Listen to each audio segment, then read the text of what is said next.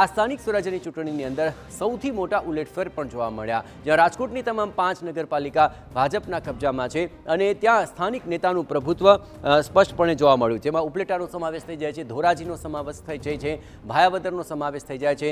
જેતપુર પંથકમાં જયેશ રાદડાનું જે વર્ચસ્વ તે આ વખતે પણ યથાવત રહ્યું છે। જેતપુર પાલિકાની જે 44 બેઠકો હતી તેમાંથી 32 બેઠકો ભાજપે આંચકી લીધી। જસદણમાં પ્રધાન કુંવરજી બાવળિયાનું જે પ્રભુત્વ છે તે પણ પરિણામોની અંદર સ્પષ્ટપણે જોવા મળી રહ્યું છે। જસદણ પાલિકાની 28માંથી 22 બેઠકો ઉપર ભગવો લહેરાઈ ગયો છે। આ ઉપરાંત જે રાજકોટની આ 5 નગરપાલિકાની અંદર સ્થાનિક સ્તરના જે પ્રશ્નો હતા તેને ખાસ વાચા આપવામાં આવી, જેમાં ઉપલેટા, ધોરાજી અને ભાયાવદર અહીં પણ જે ભાજપે દમખમ બતાવ્યો એ પ્રમાણેનું પરિણામ તેમને મળી શક્યું છે, પરંતુ 2 મહત્વપૂર્ણ ચહેરા જયેશ રાદડિયા અને કુંવરજી બાવળિયા તેને કારણે અહીં મહત્વપૂર્ણ જીત હાંસલ કરવામાં ભાજપને ઘણી જ આસાની રહી।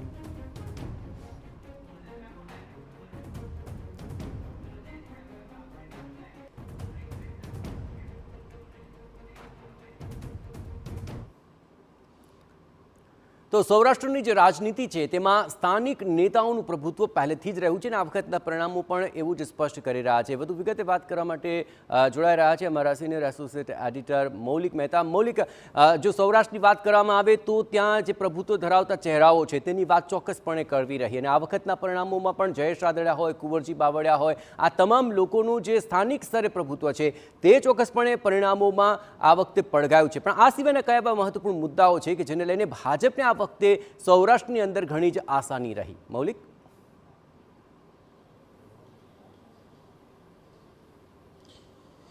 સૌરાષ્ટ્રનો જે ગઢ છે એ ભાજપનો પરંપરાગત ગઢ રહ્યો છે અને આ ફરી એકવાર સાબિત થયું છે। જે રીતે જયેશ રાદડિયાએ થોડા દિવસ પહેલા કહ્યું હતું, વિરોધીઓને કહ્યું હતું કે મારું તીર આ વખતે સીધું જ જશે અને સડસડાટ જશે, તો આ વખતે તેમણે વિરોધીઓને પણ ચકિત કરી દીધા છે। તો સામે સામે કોંગ્રેસના પણ સુપડા સાફ કર્યા છે।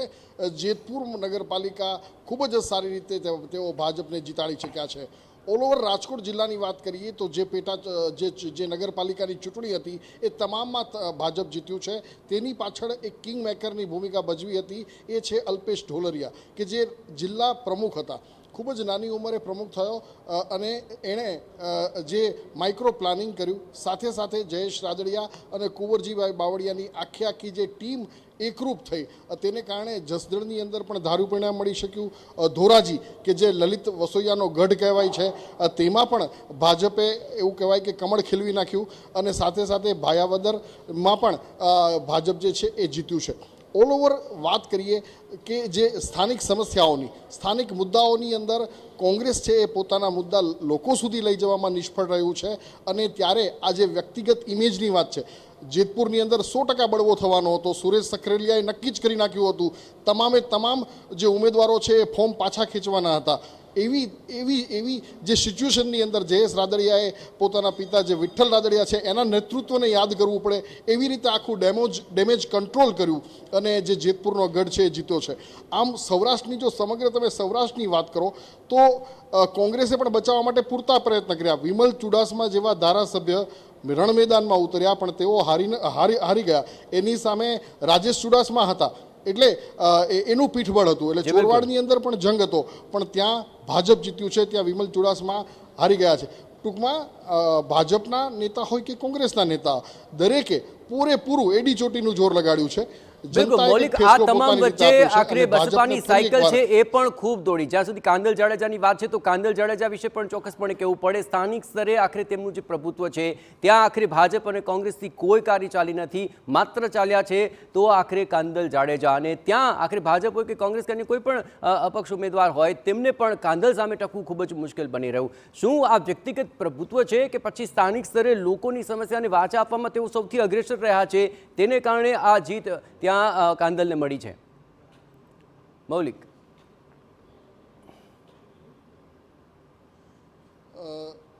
જયેશ, તમે ઓલો જે ડાયલોગ તમને કદાચ ખબર હશે કે મેં જહાં સે ખડા હોતા હું લાઈન વહાં સે શુरू હોતી હૈ, એટલે કંઈક આવું જ કાંદલ જાડેજા માટે છે। કાંદલ જાડેજા કોઈ પણ પાર્ટીમાં હોય અને તેની સામે ભાજપના કોઈ પણ મોટા નેતા પ્રચાર કરતા હોય છતાં કાંદલ જાડેજા સમાજવાદી પાર્ટીમાંથી જીતે છે, એ પહેલાં એનસીપીમાંથી જીતતા હતા, પહેલાં તો એનું પ્રભુત્વ એવું છે અને બીજું એના માસ્ટર સ્ટ્રોક એવા છે.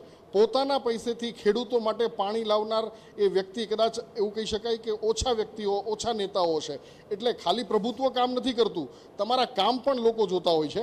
એટલે બબ્બે નગરપાલિકાની અંદર રાણાવાવ અને કુતિયાણાની અંદર બંનેની અંદર પોતાનું વર્ચસ્વ જમાવવું, જીત મેળવવી એ બહુ મોટી વાત છે.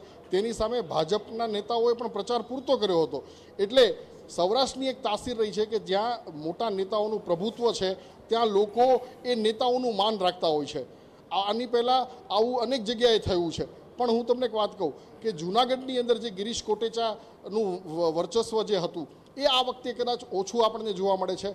પાર્થ કોટેચાની જે હાર થઈ છે એ ભાજપ માટે એક મોટો અપસેટ છે.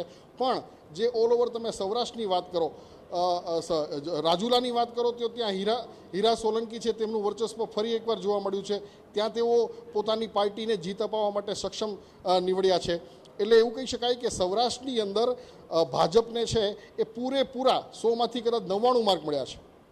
બિલકુલ, ખાસ કરીને સલાયા નગરપાલિકા ઉપર આપનું ધ્યાન દોરવા છે, કારણ કે અહીં ભાજપ એક પણ બેઠક, એક પણ ઉમેદવાર જીતી નથી શક્યો અને કોંગ્રેસે અહીં આખરે આંચકી લીધી. આખા પરિણામોની અંદર કોંગ્રેસ માટે માત્ર એક સલાયા હાથમાં આવ્યું છે. સ્થાનિક સ્તરે પ્રશ્નો જરૂર હશે, પરંતુ શું તેમાં કંઈ પણ વાંચા આપવામાં ભાજપ ત્યાં સફળ ન રહ્યું અને સમ ખાવા પૂરતી કોંગ્રેસે અહીં આ એક નગરપાલિકા ચોક્કસપણે પોતાને હસ્તગત કરી છે. એટલે કે પરિણામોની અંદર જો આ વખતે જોવા જોઈએ તો સૌથી મોટા રોમાંચક અને અપસરસર્જી તેવા પરિણામો પણ ચોક્કસપણે સૌરાષ્ટ્ર પંથકમાંથી જ મળ્યા છે. મૌલિક,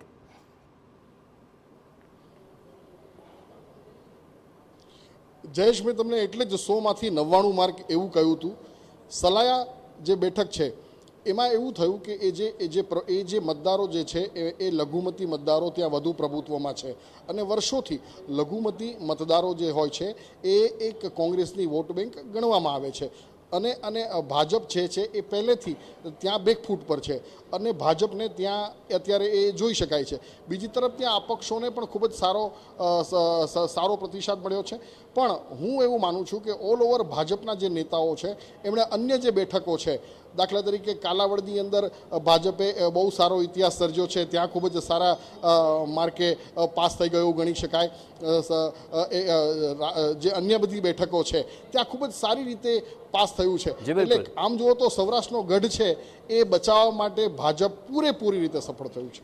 બિલકુલ મૌલિક, ખૂબ ખૂબ આભાર ટીવી સાથે આખી વાતચીતનો એક સારાંશ રજૂ કરવા બદલ. પણ આ એક વિશ્લેષણ છે અને વિશ્લેષણમાં ઘણી જ ખરાખરીના જંગ પણ જોવા મળ્યા છે. ઘણી એવી બેઠકો છે જ્યાં ભાજપ કોંગ્રેસ સમાન બેઠકો પર આવ્યું છે. હવે ત્યાં આખરી સત્તાને લઈને શું સાંઠગાંઠ જોવા મળે છે, રાજનીતિ દાવપેચ જોવા મળે છે, તે પણ આગામી દિવસોમાં રસપ્રદ બની રહેશે.